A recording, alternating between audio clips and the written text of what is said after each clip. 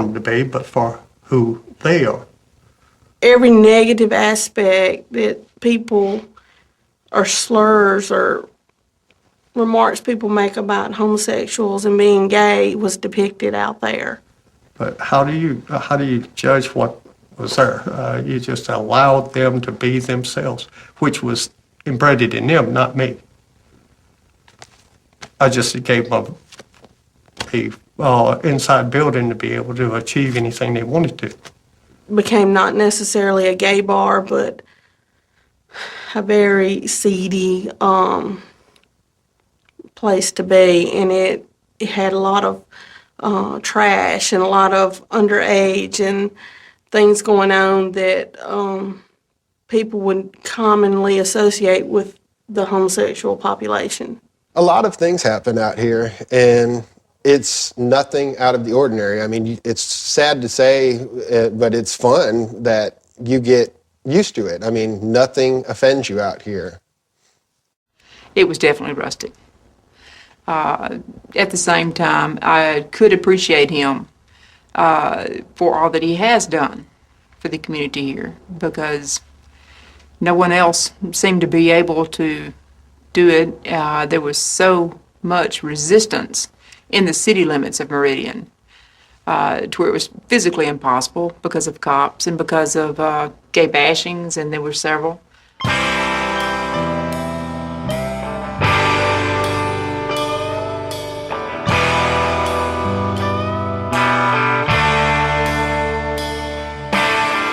I've been arrested many times for handing out literature on AIDS, and they wrote it up as contributing to delinquency of minors. I've been arrested for that. I've been arrested for handing condoms out in neighborhoods. So the police department were sitting there waiting on something to happen. They had closed the local brothel down that had been in business for 60 years, and the next place to go was Crossroads. The only thing they could find to bust me on was I sent a boy that worked for me to pick up a trailer, and he went and stole one, come back, and we were bringing it back. It wasn't like we were stealing it, whatever. We were bringing this trailer back, and since it was attached to my truck, it was a way they could get back at me. I know he had gotten in some trouble and went on the run. Well, I got up one morning and decided I wanted to go to Mexico. Hand out to the other bar manager, gave him the keys to Crossroads and whatever. The next time you saw Butch was when he was being shown on Crime Stoppers on the nightly news trying to find him. I was in Mexico, and they arrested me on the Mexican border coming back in. And they held me in jail, in a Mexican jail, for 2 months, which was hard. I can only imagine. It was hard. The only gringo, the only white boy in a Mexican jail, and they told me that was a miracle when I got out of it because they had never had a white guy survive in one. Got back here to Meridian, and when they got through with all this, they charged me a $1,200 fine. But they popped 4 years probation on me for this little trailer bit. So the probation, is that keeps you from operating. When I got back, I walked back into my bars, and everything in them was stripped. In 2 weeks, they had stripped everything in the bar totally out. But it's just like nothing else could hit me any harder than that, and I said, screw it. All I want is to be in his movie and not just be old worms of yesterday. All I want is to be in his movie and not just be old worms of yesterday.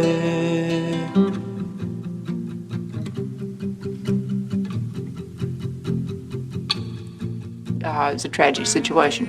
It bothers me because, I can't even hold her hand anywhere in anyone's sight. That's how gay life happened out here. And now that we don't have a gay bar in this area, you have to drive 90 miles to go to a bar, to a social scene.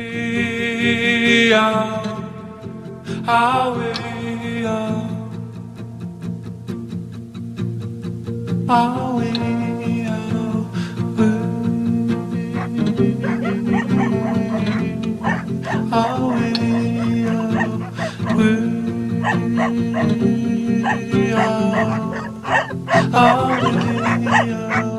to the history of gay bars in Northeast Mississippi.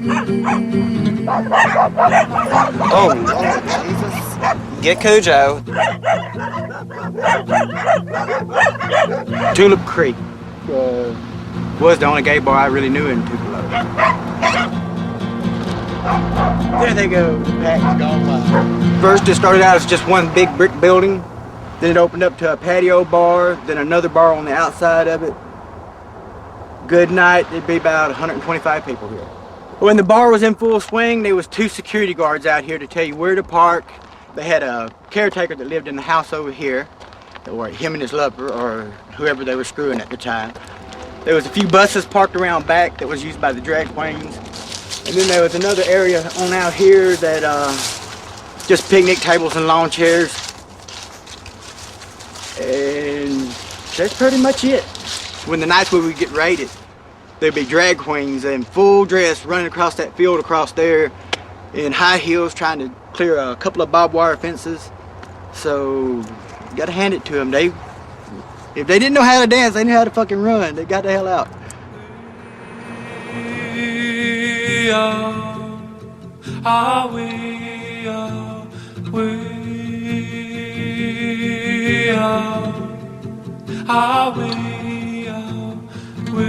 He was wanting to get out of here, I think, and start up somewhere else, because it was just getting that bad. And there was always people out here watching you. You could, as soon as you turned in on the road, you knew you was being watched. They shot through that house right over there. There's people inside the house, and somebody opened fire on it. There's really no bar for the people to function at now. You took away our one spot.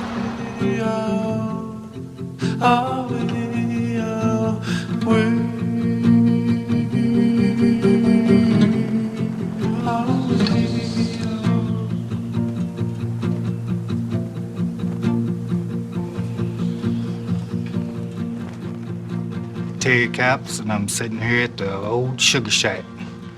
It was here back in '78. I was 17 when I first started coming here, and this place was hopping. I mean, it was just, I couldn't believe it. I didn't think there was that many gay people out, so I came here, and the drag shows was awesome. Nothing was like this place. I mean, you couldn't get a parking space out here. They was parked up and down the road everywhere, and they just come from everywhere. Well, the way I found out was the best friend of mine told me about it, and he begged me for 6 months to come, and I said, no, I don't want nobody to know it. And finally I decided to come, and once I came, I was here from Wednesday to Saturday. This bar was very important to me. I mean, I enjoyed myself here and met a lot of new people and realized that I wasn't the only one in the world. I still feel a connection to this place because it was the first gay bar I ever went to. I miss it, I know that. I guess it's never gonna be like that anymore. That's where it all happens, out in the cars. When you pulled up, you see the car rocking, you just kept on walking. These walls could talk. They could tell you who got fucked and who didn't.